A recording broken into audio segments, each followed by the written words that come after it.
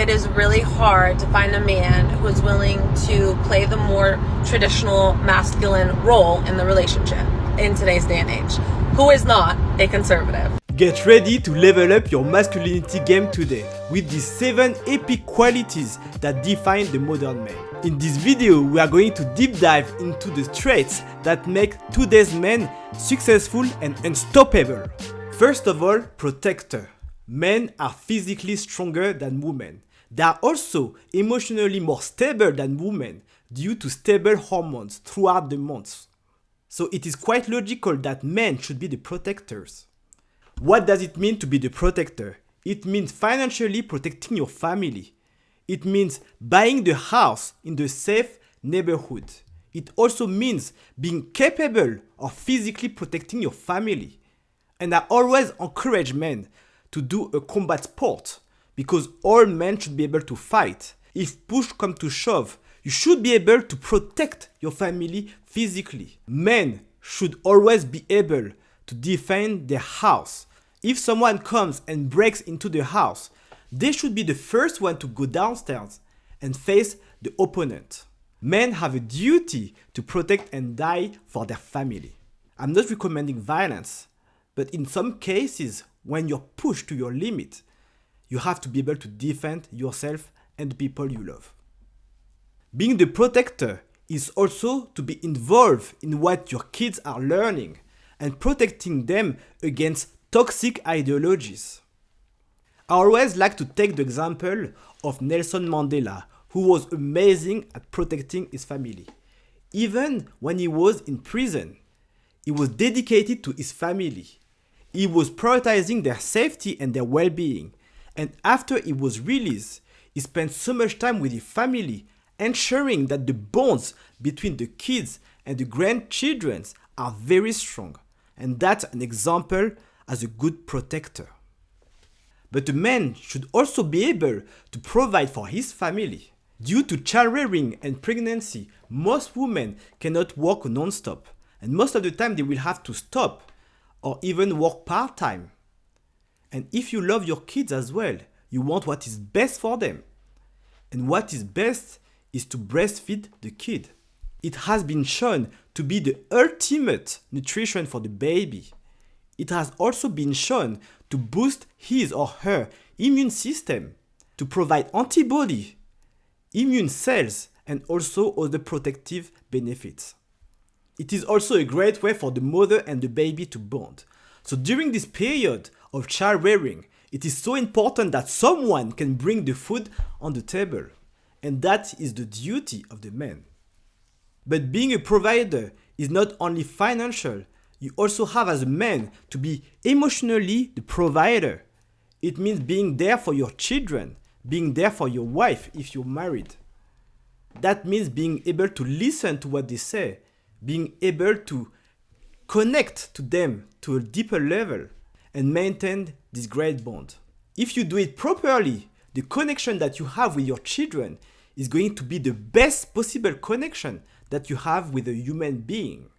And I like to take the example of Dwayne Johnson, The Rock, who started with humble beginnings and gradually started to be more and more paid until the point where he was the highest paid actor in Hollywood. But despite all of his success, he also was there to provide emotionally for his daughters. He was there to spend time with them as well. And this is why men have to be the providers and the protectors. And it means financially, emotionally, and spiritually. If you're getting value in this video, let us know by clicking on the like button and subscribe for more similar content. Do you want to know one of the saddest realizations I recently had? Was that as a liberal woman, it is really hard to find a man who is willing to play the more traditional masculine role in the relationship in today's day and age, who is not a conservative. A man who wants to pay on the first date, who wants to open your door, who has that want and desire to take care of you and to provide, who is not a conservative. And obviously, as a liberal woman, I do want to be respected for my independence. And I do want to have my own autonomy in the relationship and not be confined or conform to the traditional female homemaker, childbearing role. dated who do have that more natural provider masculinity about them are normally conservative. So I don't really know what to do because I don't want to compromise my morals and values just to find a man. But am I asking to have my cake and eat it too? So let's try to summarize this video. This woman wants a man that is a provider and a protector for him to live up to his traditional gender role. But at the same time, she refuses to be held accountable for her side of the bargain. She doesn't want to do anything for the man and doesn't want to provide a family for the man. And when you study evolutionary psychology, one of the first requirements of men when selecting a partner is for them to have the ability to bear children. She's only self-centered and doesn't understand what men are looking for. You cannot on one side say that men and women are equal and at the same time you want the man to pay for everything. It just doesn't work. So what are the 7 qualities of masculine men? First of all, integrity is the ability to have strong moral principles, but also being honest with other people. But not only when people are around, but also when you're on your own. Because sooner or later, if you're dishonest in business or with your family, people will not want to deal with you anymore. And people do not give so many chances as well. So if you're starting to be dishonest with people, trying to steal, trying to hide information, that's not going to work in the long run. And this is why dishonest people do not have long-term relationship, long-term friendship. It's also the type of belief that you hold when all the cameras are off. What do you do when no one is watching? When you have cash on the table and you can potentially pick up the cash, what do you do? Men, strong men, masculine men have to have integrity. That's the most important quality. Secondly, leadership. Men are called to be leaders, and especially leaders in their house. And this is what the vast majority of women are looking for. A leader in the house is someone that consults with his wife, have discussion and interaction with his wife. It's not someone that makes the decision on his own. No, it's someone that interacts and consults with his wife. But he's the one that makes the final decision. And he's the one that is accountable for the outcome of his decision. He needs to be honest with himself and with other people about what has happened that is positive or negative. And a good leader is someone that is self-reflective, someone that can self-identify the mistakes as well. And for that, you need a lot of emotional intelligence. A good leader is always improving every day. But a good leader is someone that leads by example. He will inspire other people by his actions. And he will not have to speak too much about what he's doing or what he has done. The result will be visible by other people. If he's asking 5 of other people, he will be delivering 8. If he's asking 10, he will be delivering 20. A leader is someone that goes above and beyond and lead by example. And when it comes to young boys and men, I always say that a woman is transforming a baby into a kid, but it takes a man to transform a kid into a man.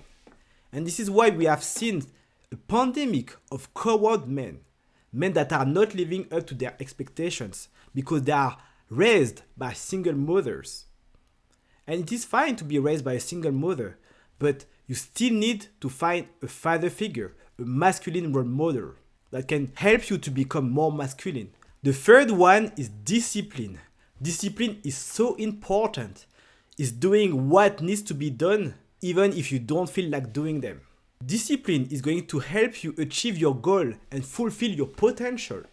By maintaining your discipline in terms of your fitness, your diet, your sleep, and so forth, that will improve the quality of your life and that will reduce the risk of physical and mental problems.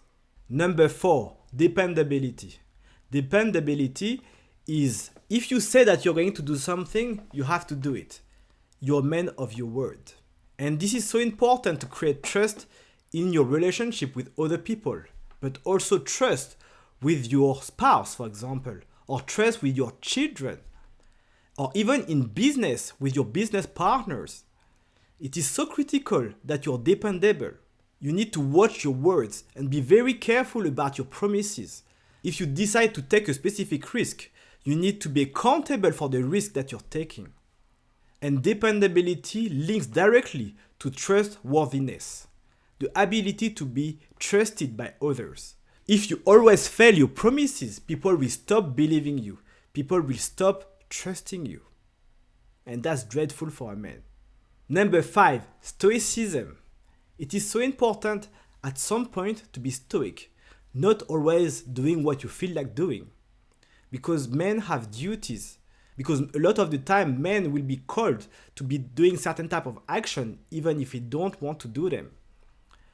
A lot of the time I wake up in the morning and I do not necessarily feel like going to the office, for example, or working out or working on my business plan, but I still do it because men have to have this degree of stoicism.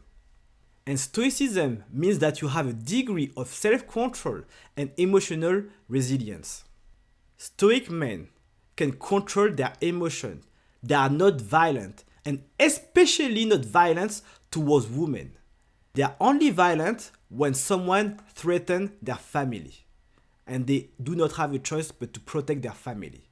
I always recommend that men should have self-control, and this is why I do not support any type of domestic violence. Number 5, confidence. It is the belief that people have faith in you. Confidence is so important for a man, especially if you want to find a life partner. Confidence also gives the impression that you know what you're talking about. And for that, you need to be knowledgeable. You need to research the topic before. And this is why men should always be learning, developing their knowledge by reading books, listening to podcasts, or watching educational videos. It is totally fine at the beginning not to be confident. But if you work on yourself, you study, and you're gaining knowledge every day, you will eventually become more and more confident. When it comes to dating and relationship, the only way to become confident is to have a lot of experience. If you only try your luck with one woman once a year, you're not going to be confident. I recommend that if you're not confident today, go and talk to 50 women in the month. At least talk to one woman every single day. Whether it is outside, whether it is in the train, wherever you are. But talk to one woman. And then you will see that you will become more and more confident. And similarly, I recommend you to read at least one book every month in order to develop your knowledge. It's so important. And finally, a lot of studies support the fact that confident people live longer. Number 6, courage. Courage is critical because without courage, men cannot be masculine. You cannot have a coward masculine man. That's not possible. You can have a coward man, you can have masculine men, but it cannot be coward and masculine. Because masculine men have courage. They're happy to face the difficult situations. They're happy to make the difficult decisions as well. And they're happy to live with the consequences. Sometimes we'll have difficult conversations with your partner, for example. Difficult conversation at work, in your office. You will have to fire someone. You will have to separate for someone. Men have to have this ability to have the courage to talk to the people and be honest with them. As a man, you also have to be able to make the ultimate sacrifice if your family is in danger. You have to be willing to put your life on the line to save the ones you love. And finally, number 7, vulnerability. Masculine men are not weak, but they can be vulnerable around the right type of people. As a man, I recommend to be vulnerable around your friends. You need to have friends that can listen to you when things are a bit hard at work, for example. If things are a bit difficult in your relationship or with your family or your children, you need to have men that can be around you to support you. And this is why I always recommend that men should be part of communities. If today you do not have a community of men, if you want to join my community of like-minded individuals, men that are extremely ambitious, successful, in great physical shape, pushing to be more and more disciplined every single day, join my brotherhood group on locals. It's totally free. Click on the link in the description below. If you're a man and you're asking yourself, is it a good or a bad thing to be able to sleep with a lot of different women? I recommend you to watch this video about the truth, about the pros and cons of sleeping with lots of different women.